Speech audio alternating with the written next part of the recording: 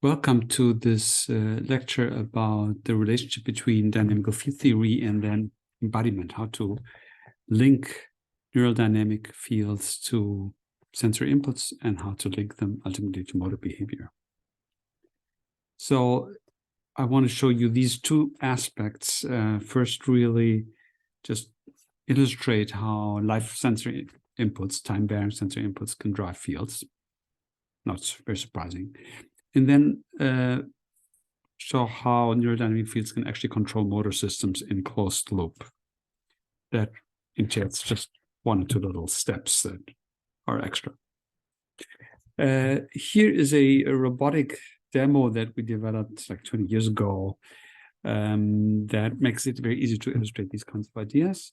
It's a very simple robot that was built here by some toy system. It's about a 40 by 40 centimeter device. There's a computer on board that at the time was still somewhat large, but it was called embedded computing already, and has a couple of sensors. So there are some sensors for distance sensing, which enable this vehicle to avoid obstacles. And I'm not really going to explain that in any detail here.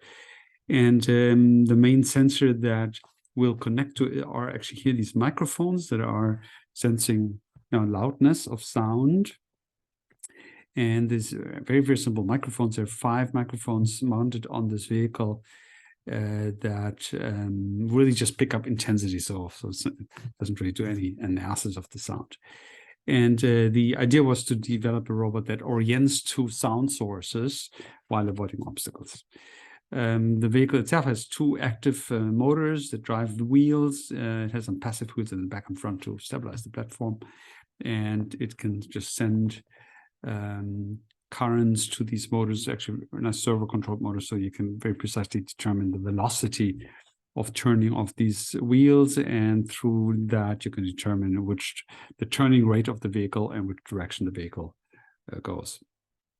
So about the sound sources, these microphones have some kind of directional sensitivity, so that if you vary the angle or the direction from which the sound comes relative to the microphone, there is sort of a sensitivity cone where they will only respond within a certain cone of about plus minus 30 degrees. And that cone was kind of approximated here for these conceptual figures and for the conception of the model by a Gaussian. But in reality, it's actually not as clean, and different microphones actually turn out to be slightly different. They're cheap microphones where these curves are not perfectly reproducible. Doesn't really matter, as you will see. So we can think of these sources as generating sensor information that is provided to the fields. And it's amazing, as you'll see, how much we can do with just 5 such sources. Essentially the sources are just one voltage that comes from every microphone, so 5 numbers, and these 5 numbers are the sensor information. They inform us about the environment, and we can input them to a field that is defined over the angular dimension, the direction in which the robot looks. We call that now here the heading direction, and that angle can be spent by a continuous space with a field defined over that angle. And we would then say every microphone contributes its sensitivity cone, sort of like its receptive field. And so for instance, if you have 2 sound sources, then perhaps these microphones that are pointing in this direction will have a large response, and therefore their contribution being that Gaussian has a large amplitude, and let's say the ones on the left receive a smaller signal, and therefore they contribute a weaker Gaussian. So every sound source adds as an input its Gaussian tuning curve, and then potentially a peak forms at the right location. I'll just illustrate to you how that actually works in practice. So here is a observation from the actual vehicle. The vehicle was not moving. The motors were turned off, and sound sources were presented to the vehicle as a sound coming from a loudspeaker. It was actually some music. You'll later hear that music, somewhat high-pitched music that varies in time. That's where these ripples come from in time. And here on top, you see the input signal. So it's the 5 microphones output, always convolved with that Gaussian fed into the field. this overheading direction is time, and we actually ramped up the volume of that piece of music just by hand, so turning it up, frankly. And so you see it's slowly ramping up. It's sort of fluctuating. There's probably some noise in the background that is coming away from somewhere else.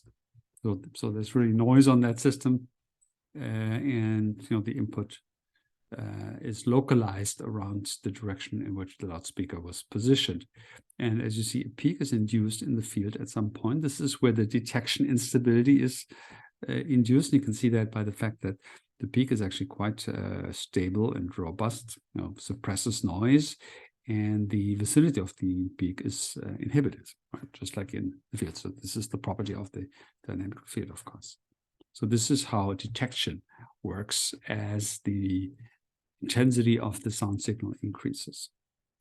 The peak is also positioned over the direction which the sound source lies. You see that here, right? And this enables the system to make detection decisions. So here we had two sound sources about equal amplitude. See, it fluctuates a little bit. And then by some initial fluctuation, the field selected the rightmost source as a peak location, and by global inhibition, it suppressed the activation at the other location. So there is only one peak. So it selected one of those two sound sources peak. And you see there are moments when there is a little bit more input on the right, on the left. So this is already a demonstration of this virtue of stabilizing selection decisions. And this form of selection is actually supports what roboticists or engineers sometimes call robust estimation, in which you do not include in your estimation of the of the location of the sound source information that is too deviant from the current estimate. So that's an outlier suppression. So here the outliers come here. This would be outliers come from the presence of some of echo. We actually had just a cardboard mounted next to the vehicle and had a single sound source, and because of the echo, there would be some intensity coming from other directions, which would be lower because the reflection from that cardboard is not perfect. And so a very good procedure would be to say we want to estimate the local maximum and not just take the arithmetic mean, and that would be outlier suppression, what one would call robust estimation. And you see the field actually does that. The field centers the peak on that local maximum of the input, which is a property of the neurodynamics. And this estimate is also time sensitive. So what we simply did here is just move the loudspeaker across the visual, the direction from the vehicle, around the vehicle, from this position to that position. And you see the local maximum moves and the peak moves along. Right? The peak tracks the input. So even though the peak is self-stabilized, its location is, while input is present, its location is dictated by the input. It rides on that input, sensitive to the gradient in the input. There's a little delay in the peak actually tracking the input, which is not visible here, which comes from the relaxation time, the time that the dynamics of the field. That's also a common property, and actually there are ways of how to minimize that delay, but I'm not going to go into that. Lastly, the field can operate in a sustained mode, which is what we did here. So here you have a little period where input is presented, and then we turn off that loudspeaker, and you see peak is induced, and then once the input is removed, you see the peak persists for a certain amount of time, and that would be sustained activation. So that's still a peak. You see it's still inhibiting its neighbors.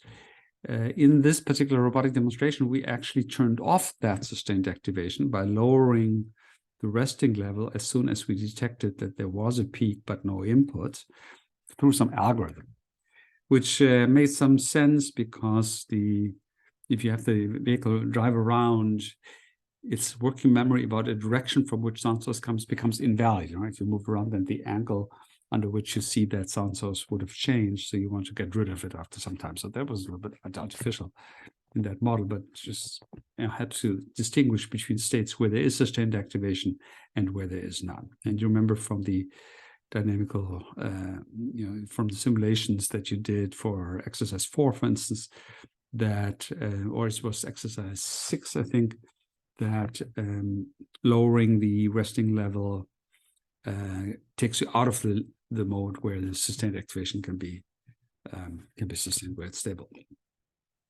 So that shows that these modes of these different modes of activation work when your input directly comes from time-varying sensory surfaces in the real world. So you see the detection at work, robust estimation as a form of selection and tracking and working memory. So there's no surprise here. It's maybe just useful to see how simple it is, how actually, but it's a bit surprising how little support this means. Just 5 sensor cells, right? Very good. You treat them well. Now, the other side of that is having a peak in a field over some motor dimension and then generating the motor behavior, right? And there's a challenge here in that I've argued in the Breitenberg lecture that actually generating motor behavior involves some kind of behavioral dynamics. That is, you have some physical state variable like the body, the robot's orientation or some body state, and then the change of state essentially takes the form of a dynamical system, and that dynamical system has to have stability properties so that you're actually reliably do that behavior, so that a perturbation doesn't throw you off and doesn't prevent you from reaching your behavioral goal. And so in the earlier discussion of that, I illustrated that by saying that the field projects onto a dynamical system where some state variable has an attractor, negative slope here, of its dynamics, and the rate of change of that physical state as a function of the physical state has an attractor. So we want to look at what form that can take. And that is related to a problem that's known in the theoretical literature, sometimes called the readout problem. You have a field, and we have, of course, peaks as units of representation of the fields. And then you might think my task is to figure out where the peak is. So where, can I read that position of the peak? And I'll show you in a moment that involves that has some theoretical problems, and in fact turns out the behavioral dynamics is the solution to that problem. Now let's do this in terms of this vehicle, and I need to say a little bit about behavioral dynamics for these vehicles. We looked at that a little bit in the Breitenberg lecture, and I actually lecture about that quite extensively in the summer semester when I talk about robotic motion planning and movement science in general. So we already talked about this sort of picture in the Breitenberg lecture. That is, the physical variable that characterizes a vehicle's movement behavior could be its heading direction. So that's the direction which the nose of the vehicle points at any given moment in time. A vehicle like this that has these 2 active wheels can change this heading direction even on the spot when it stands. So you can just give a different velocity, opposite velocities to these 2 wheels, and then the vehicle would be rotating on the spot, unlike a regular car, which cannot do that. But you can also give a shared velocity to both of these wheels, and that would generate forward motion. And generally, you will have a superposition of these 2 kinds of movements, which will generate some path that you're moving along. And so what we're concerned with here is only the steering, so only determining the heading direction of the vehicle, and changing that in direction would be done by changing the signals you send to the 2 wheels, and will not consider here, but in other cases can easily be done, how you control the forward velocity, so the shared velocity that you send to the 2 wheels. Now that heading direction, you think of that as something like you're bearing to north. If you had a compass, you would say, well, my heading is my bearing. So how many degrees away from north, let's say, do I steer? Like a ship steers a course that is defined relative to some absolute reference frame. So here I took the horizontal to find that reference frame. It turns out if you think through that, that doesn't really matter, whatever frame that is. And in fact, you didn't even need to know that frame, but I'm not going to go into that in detail. So that's how we think of heading. And then going toward a target that will be hopefully defined by the field will mean that we want a particular heading, namely that equals the direction in which that target lies, again, from that the same reference frame. So this angle psi, under which I see the target relative to my north, that's the heading that I need to have in order to be heading toward the target, right? This, if phi is equal to psi, then you're moving along this line. That would be the right line. So a very simple way to do that dynamically is to have a attractor dynamics in the behavioral space that has a single fixed point, that's a stable attractor, negative slope here, at the heading direction that equals that direction toward the target. This psi is the same size as that, right? So that's how we generate behavior. That's the behavioral dynamics that we want to do. That's a control dynamics that is, if you have some measurement mistake, then you would,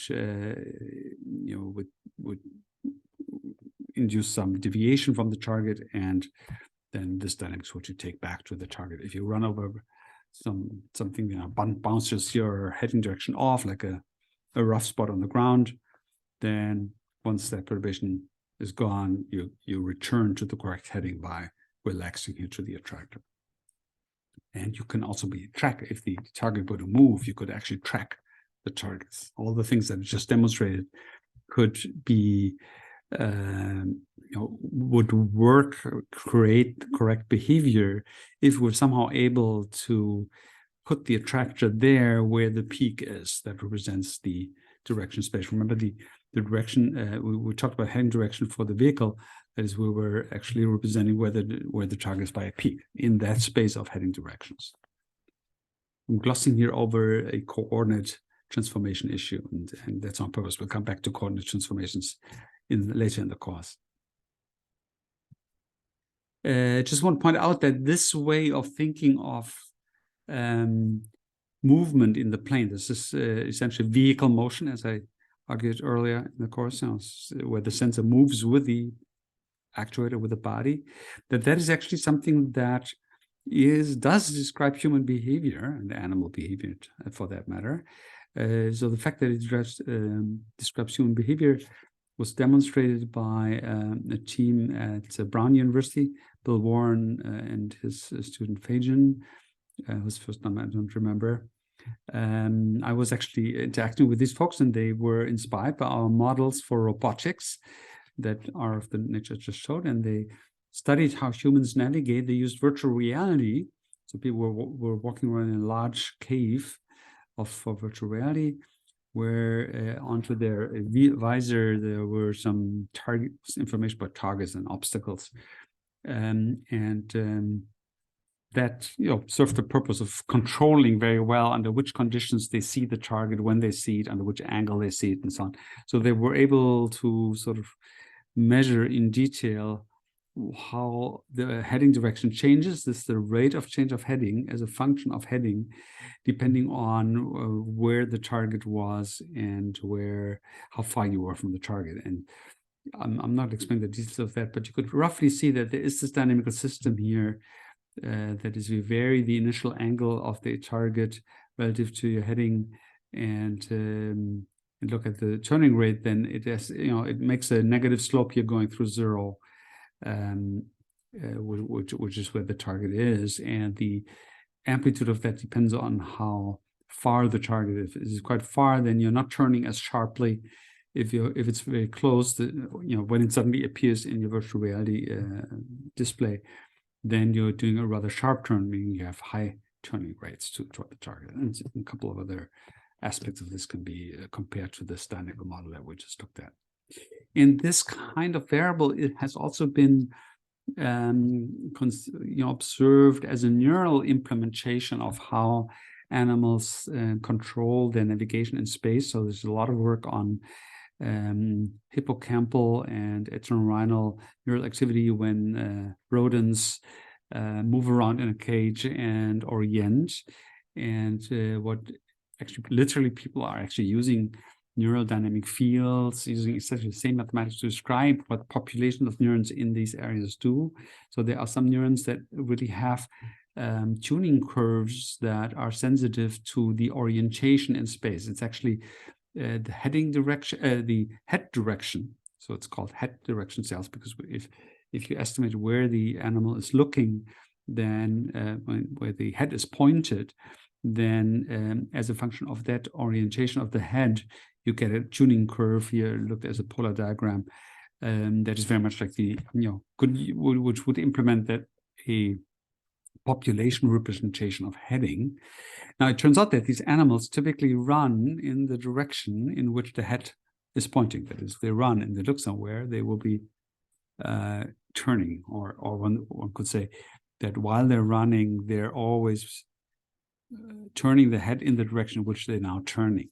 And therefore, this head orientation cell is actually a heading direction cell in locomotion. Of course, when the animals are dressed, they can look around without necessarily running in that direction, right? But when they're running, then the head direction cells actually predict the heading direction. So you could say there is actually tuning for heading direction in these animals. It's also interesting.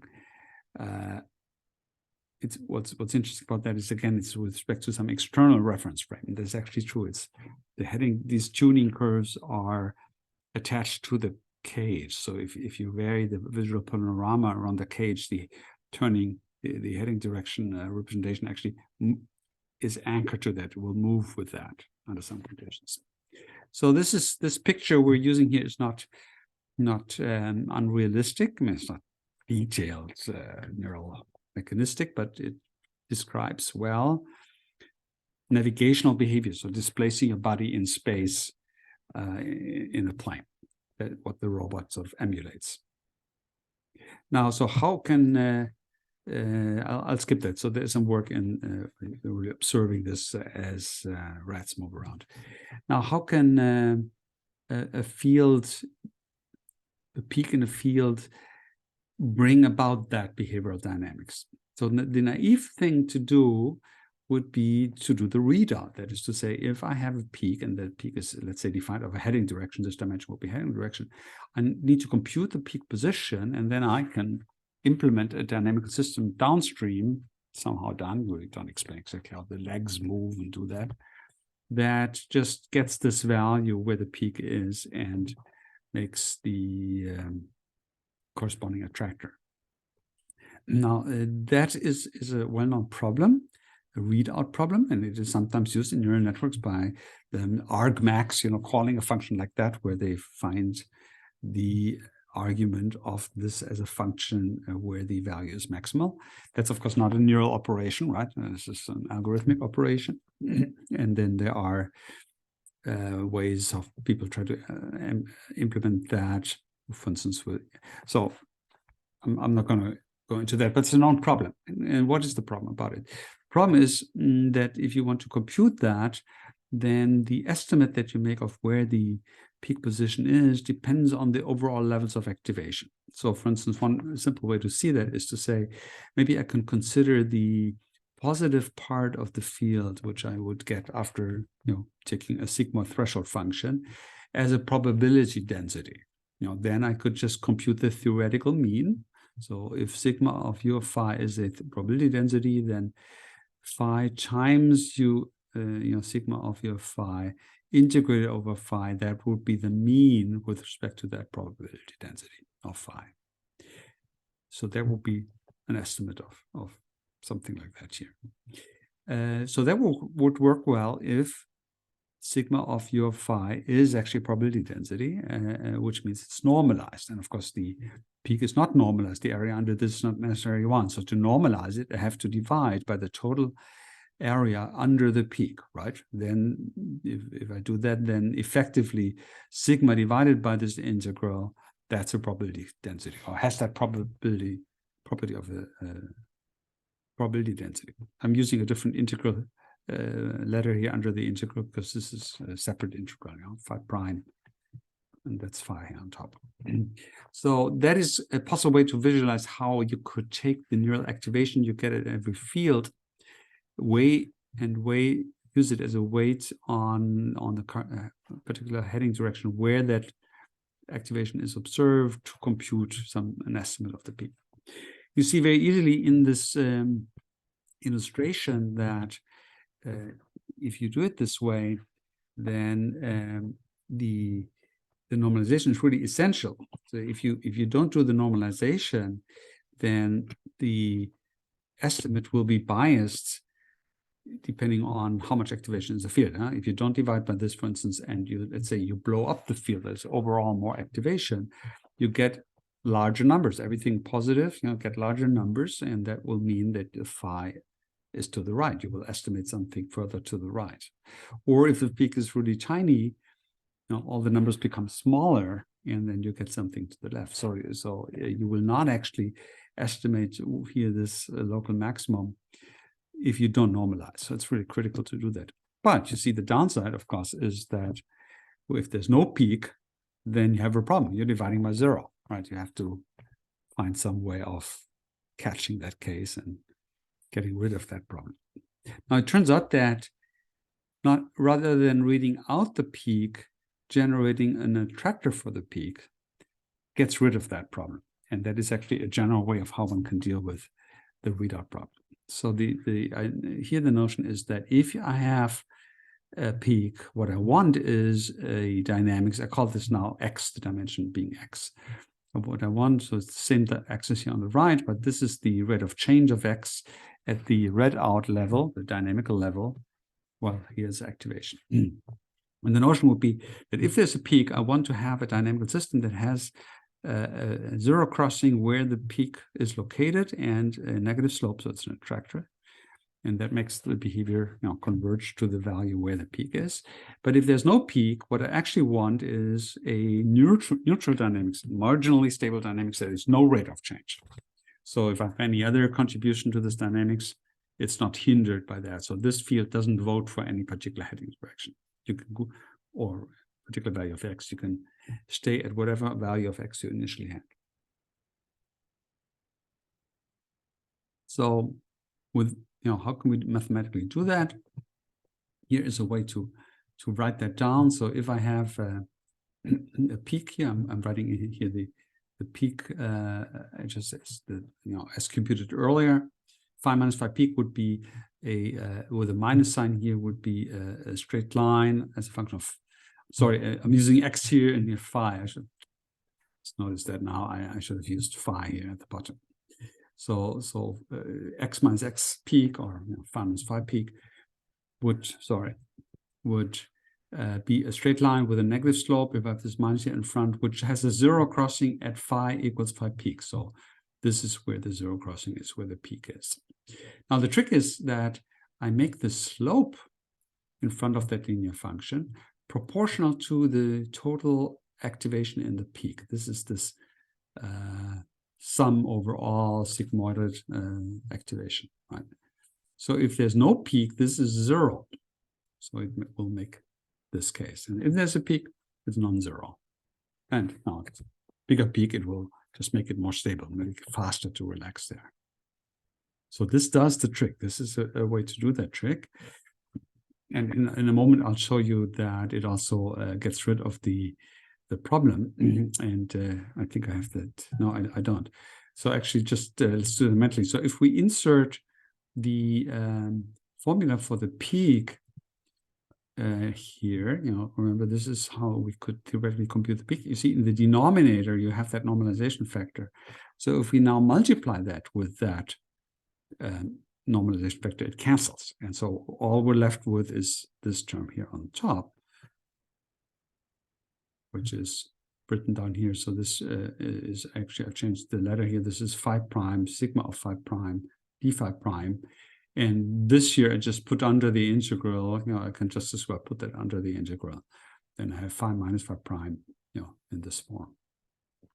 And so this form actually makes a lot of intuitive sense. So if you think of the field phi not defined over phi prime, then every location in the field votes with its activation for a little forcelet. Now this would be a little function as a negative function with this here minus phi, with centered at that location phi prime you're looking at, and the slope of that would be how much activation is the field. So you could say every field location votes for an attractor, and the ones that have a lot of activation vote for a steep attractor, and the ones that have no activation vote for an attractor that has zero slope, so it's unstable. And the superposition of that is an attractor at the right location. So that's the very elegant trick of how fields can be read out into behavior dynamics. So this is a demonstration I was already showing of that robot moving. The microphone's here, the keyboard is just put on top of the robot. And the sound source here comes from that door. The first thing is to know that it actually goes here to the wall because there's echo, and that echo, so it makes a selection decision and goes for the echo, but then as it goes further, the angle to the wall isn't right and the echo is lost, and now it goes to the right sound source here it comes out of that door. So it does selection, it does detection because it has detected the sound source, and actually the working memory in the field makes that it can deal with this intermittent input, right? That means there are moments when it doesn't have any input. There's actually also obstacle avoidance running on this. This is how it fits through this door, just barely. And then ultimately it goes here and stands in front of that robot. And we actually arrange that its speed, the forward speed, is then also depending on the volume of the sound. So at some point it stops moving.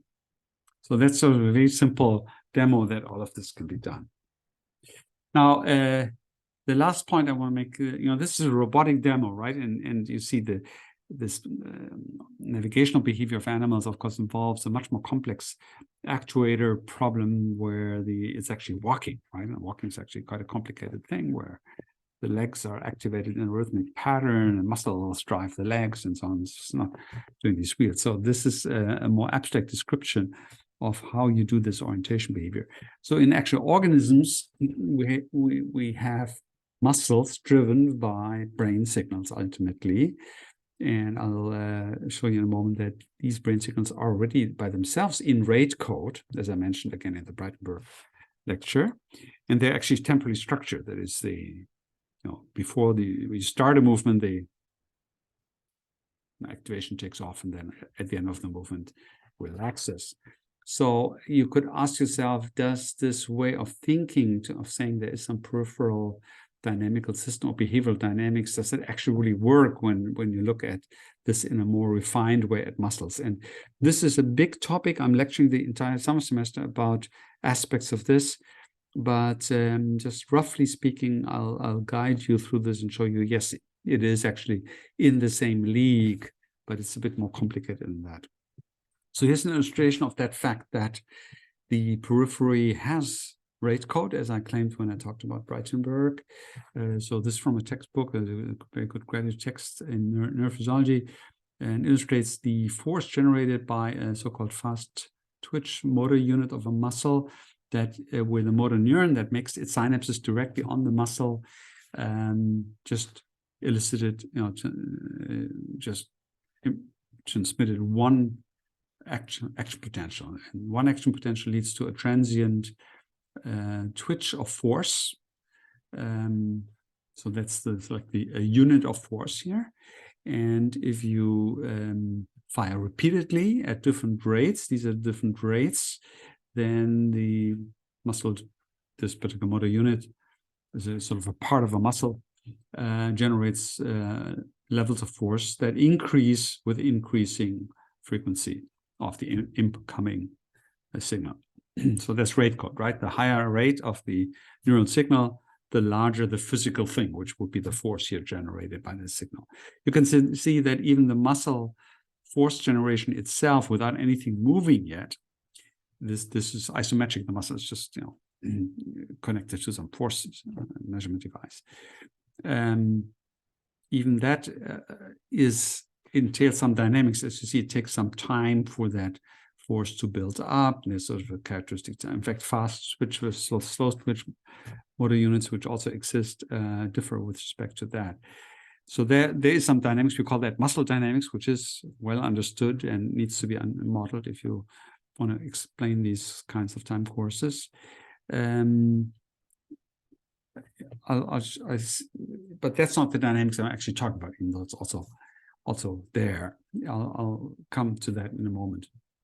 So in the periphery, we do have that rate code. So we have to ask ourselves, if you think there's a field originally, then we somehow have to now get this peak of activation in the field to drive rates, and these rates have to be, the right ones for the movement you want to make, right? Depending on how much, which particular movement you want to make, you need different amounts of muscle activation. So how does that work? Well, there is a notion that in the movement there is a pulse of neural activation generated that whose time course determines or makes the movement, right? The time course, roughly speaking, before the movement, you would have some level of firing, maybe not very much. And then during the movement, certain muscles will be driven, so activation goes up. And at the end of the movement, it goes to the initial state. It's more complicated because some muscles are doing the braking and they will be active in the second part of the movement and so on. But certainly the idea would be that there is a time course of activation, and the activation itself, really the rate of firing, needs to be right for the movement to be as desired. And you also need really to generate its time course so that the movement is really unfolding in time as desired.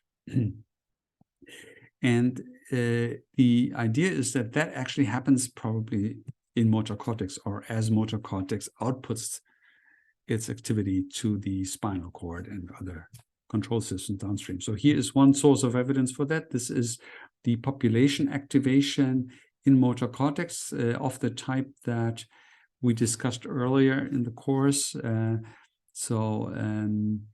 There are these are actually different movement directions, neurons that are tuned to different movement directions. There's one particular movement going on here. Is actually a movement that in which direction changes over the course of the movement. And what is plotted here is that the total activation in the neural population will be the sum over all these different terms. And that is this time course, and this is the observed speed of the hand. So as the monkey here makes a drawing movement, as it moves you along the path, you're looking at the speed of the hand. And you see that the speed of a hand is just a time delayed correlate of the total neural activation. So, this doesn't actually mean it's causation. There are all kinds of questions about it, but it's sort of just an illustration that it might be a possible hypothesis to say that the rate of these motor, of the part of the motor's cortical representation that projects onto the actual muscle system, could essentially prescribe something like a physical state ultimately that is going to be realized by hand. It's very natural that there will be a delay because this needs to be conducted, and then muscles need to be activated, and they need to accelerate the limb, and only ultimately the limb will then be able to have that velocity. So that's some kind of notion that there is active generation of time courses that are informative about the movement in motor cortex, for instance, and other past parts of the brain. And in our kind of theoretical modeling of that, we account for that by saying that motor cortex consists of neural fields, but these neural fields are actually in this oscillatory state that can occur when you have coupled excitatory and inhibitory populations. In this year, I didn't really review that in the course, but I think I made it mention at some point that these neurodynamics can actually oscillate, and you can play with the oscillators, the so-called two-layer oscillator that is available on our webpage to play with that, to find out about that.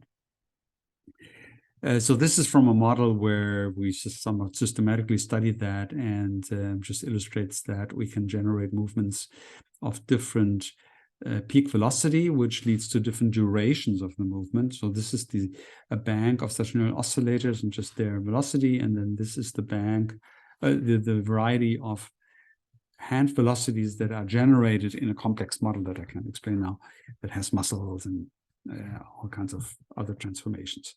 And there's not a one-to-one mapping, because again, the neural stuff is advanced over the physical stuff. Sorry.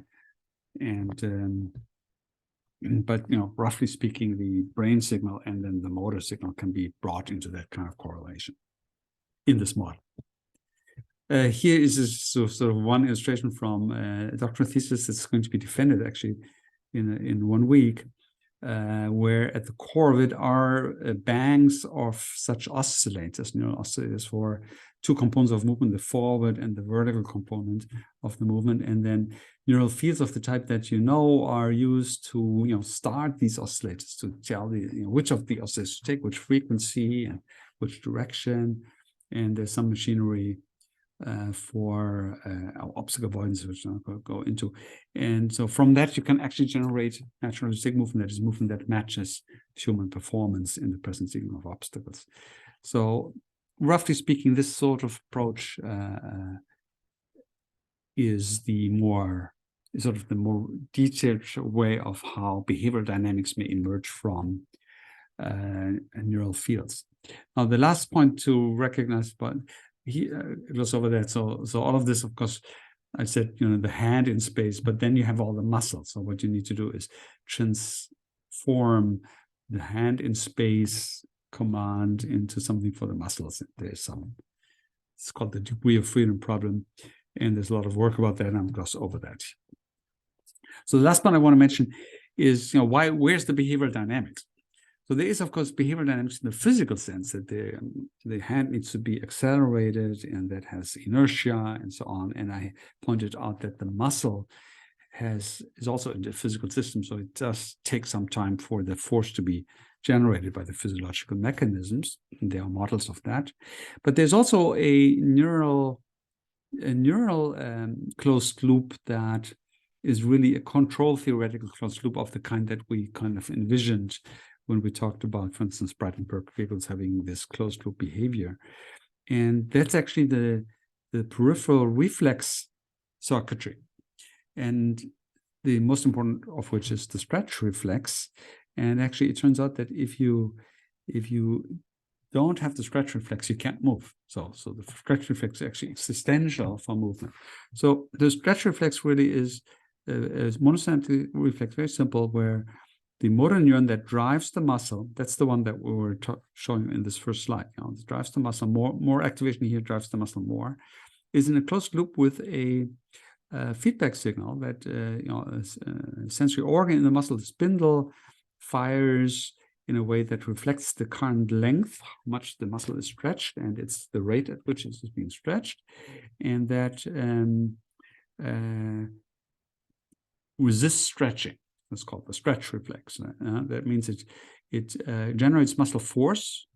Muscle force will contract muscles to resist stretching. So if the sensory organ senses stretching, it is counteracting that by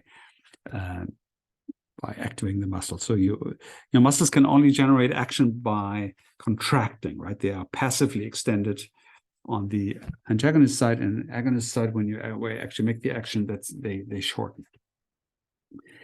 And so in a way that creates some kind of attractor, there's viscosity in here, so it's really stable for those who know anything about mechanics and wonder about elasticity versus viscosity.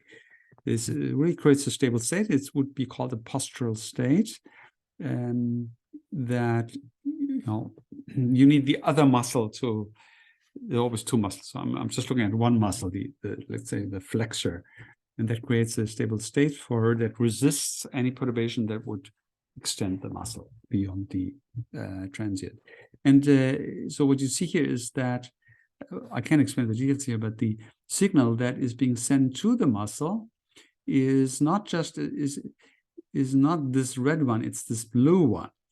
The red one is the muscle activation. So this muscle fires initially less and then fires at the end, because this is a flexor muscle in a shoulder extension. So when you extend the shoulder, then you have to relax the flexor, because the flexor would resist that movement. But in the end, you use the flexor to break the movement, to stop it. And then the muscle has some initial activity that will be just reflecting any kind of co-contraction that you had, some kind of artificial